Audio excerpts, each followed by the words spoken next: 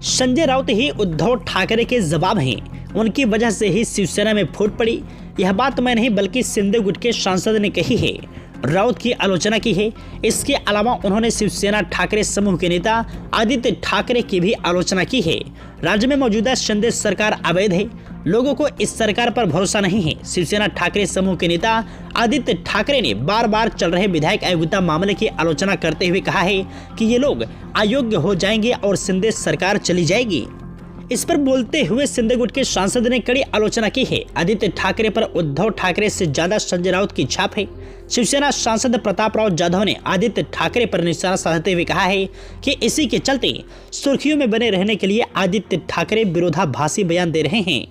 दरअसल एकनाथ शिंदे राजस्थान में चुनाव प्रचार के दौरान गए थे।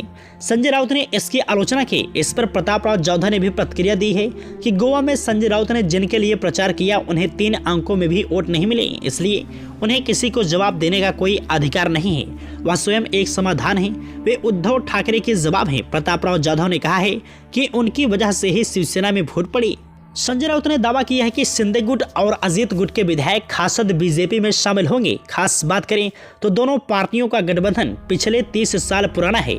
समान विचारधारा वाली और हिंदुत्ववादी पार्टियां हैं, इसलिए बीजेपी के शिवसेना पर या शिवसेना के बीजेपी पर चुनाव लड़ने का सवाल ही नहीं उठता। प्रताप राव जाधव ने कहा है कि प्रतीक कोई बड़ा मुद्दा नहीं है।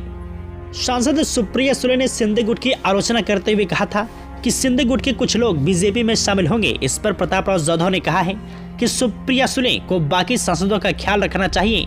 उनके ही सांसद अमोल कोल्हे ने अजीत दादा से मुलाकात की, इसलिए उन्हें अपनी पार्टी का ख्याल रखना चाहिए। उन्हें सिंधु गुट के सांसदों की चिंता नहीं करनी चाहिए। प्रताप राव जाधव ने यह भी कहा है कि मुख्यमंत्री एकनाथ शिंदे हमारा ख्याल रखने में सक्षम हैं।